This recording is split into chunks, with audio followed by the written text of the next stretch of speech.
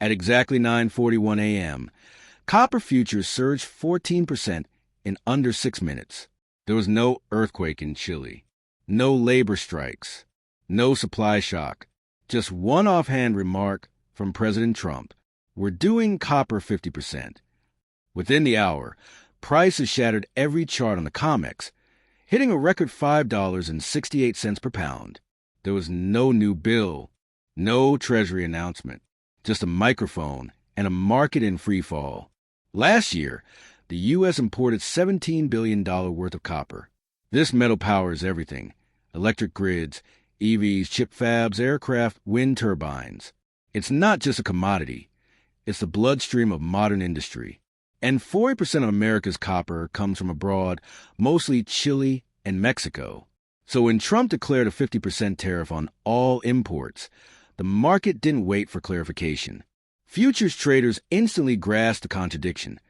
A president promising to revive American manufacturing had just made its most essential input dramatically more expensive. The U.S. accounts for only 5% of global copper production, according to the U.S. Geological Survey. And unlike oil, you can't drill your way out of a copper shortage. Bringing a new mine online takes between 22 and 29 years, from permit to production. Chile alone exports $6 billion in copper to the U.S. annually. Within 24 hours of Trump's announcement, Chilean Foreign Minister Alberto Van Claveren told Reuters, "Chilean copper will keep finding new markets. Mexico is expected to follow suit. Those markets already exist, and they're not in the West." As of 2024, the majority of Latin American copper flows east of China, the world's largest copper consumer. This isn't a geopolitical guess. It's logistics. When the U.S. vacates a trade lane, China doesn't just fill the gap. It gains leverage. For countries like Chile, where commodity margins are razor thin, a 50% tariff isn't absorbed. It redirects trade. Meanwhile, U.S. exports of industrial goods and capital equipment fell 4% in May to $279 billion, per the Commerce Department. That top-line figure masks a deeper problem. The world is adjusting to an era where U.S. goods are no longer competitively priced. The copper tariff drives up the cost of every product that relies on wiring, motors, or heavy machinery. Japanese, German, and South Korean manufacturers considering U.S. reshoring now face a new risk: unpredictability. Fixed costs? Suddenly meaningless. Companies that already relocated will be hit first. If your input metal just jumped 50%, and your competitors in Vietnam, Malaysia, or China aren't facing that same hit, your board will demand answers. U.S. consumer sentiment, already shaky, cratered again in June. The University of Michigan's Consumer Confidence Index posted its fastest drop since 2008. Historically, that indicator has preceded nearly every U.S. recession since World War II. And yet, the White House is celebrating. In June alone, it collected $27 billion in customs duties, up from $13 billion a year ago. Officials tout it as a revenue rebound. But tariffs aren't profit. They're a tax, a transfer from businesses and consumers to the government. And the ultimate payer? The American buyer. Whether it's a corporation or a household, the cost gets passed down, and it's rising fast. According to the Bureau of Labor Statistics, input prices for U.S. manufacturers jumped 6.4% in Q2, before the copper tariff even takes effect on August 1st. Analysts project at least another 3.2% hike in Q3, driven largely by raw material inflation and supply constraints. In just the first half of 2025, 379 large U.S. firms filed for bankruptcy, more than during the first 6 months of the COVID-19 pandemic. The Financial Times reports that industrial and consumer discretionary companies accounted for over 60% of those filings. These are the sectors most vulnerable to rising input costs and export volatility. They're the canaries. Meanwhile, China is preparing to capitalize. On July 12th, an advisor to the People's Bank of China proposed a $1.5 trillion yuan, $29 billion, stimulus focused on domestic consumption. The package includes rate cuts, infrastructure subsidies, and currency moves aimed at keeping Chinese manufacturing cheap and local demand buoyant. The The yuan, already near a 16-month low, could continue sliding, with Beijing now more willing to weaponize its currency to soften the blow of U.S. tariffs. According to Bloomberg, Chinese exports to Southeast Asia hit $53 billion in May, up 11% year-over-year. While the U.S. builds trade walls, China deepens regional supply chains. Let's pause, not for reflection, but for a reset, because what Trump triggered wasn't just a tariff.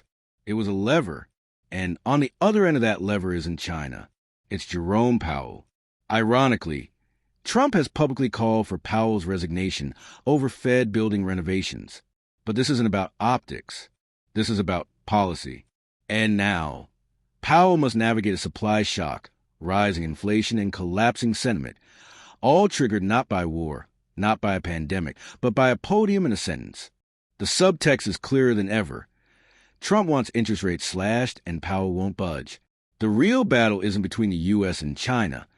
It's between the White House and the Federal Reserve. Trump's plan is straightforward.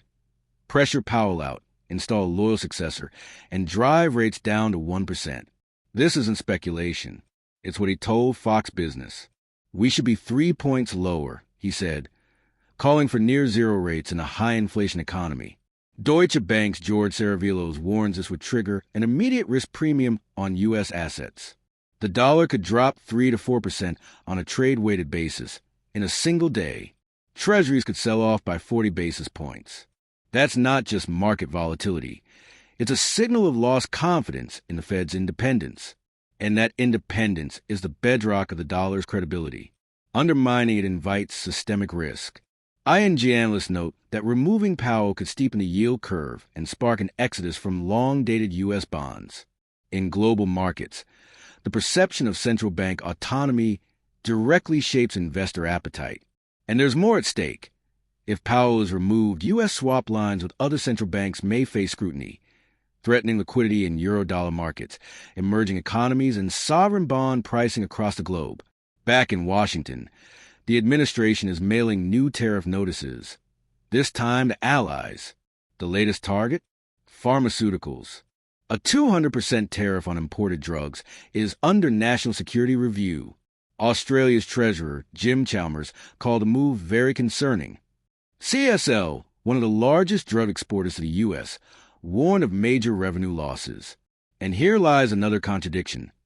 Trump wants to reshore critical industries like semiconductors, biotech, and metals, industries built on global supply chains.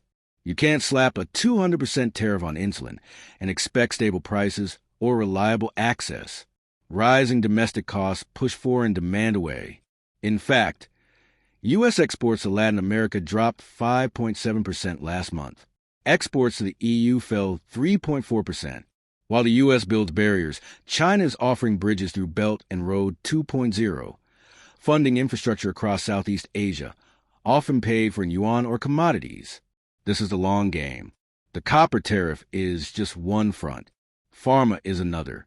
But the most serious fight is with the federal, and the cost is credibility. According to the IMF, the dollar now accounts for 58.9% of global central bank reserves, down from 63% in 2020. The euro, yuan, and even gold are gradually gaining ground. This matters because reserve preferences shape who shows up to buy U.S. debt. In this month's 10-year Treasury auction, foreign participation fell short. Yields had to rise 12 basis points above forecast just to fill the order book. Here's the twist. Trump claims tariffs are funding America. And technically, he's not wrong. In a moment of fiscal stress, customs receipts have become critical. Without them, the deficit grows. And with falling foreign demand for treasuries, Washington is relying more heavily on domestic buyers. Just as the Fed faces a political siege from within, in effect, the U.S. is taxing itself to fund itself, while simultaneously driving up domestic costs and dampening foreign demand for its goods. Meanwhile, China is absorbing copper shipments, weakening its currency, cutting rates, and building regional trade resilience. U.S. allies, from Canada to Chile to Australia, are actively exploring alternative markets. Even some EU members are beginning to model post-dollar trade frameworks, at least for commodities. This isn't de-dollarization. It's dollar doubt. And it's spreading, quietly, methodically, The next move won't come from Beijing. It'll come from inside the U.S., from markets or from policy. But one thing is no longer hypothetical. A 50% copper tariff isn't economic strategy. It's a signal flare. And the world is watching to see what it means. The question isn't whether America will recover. It's how much damage it's willing to inflict on itself first.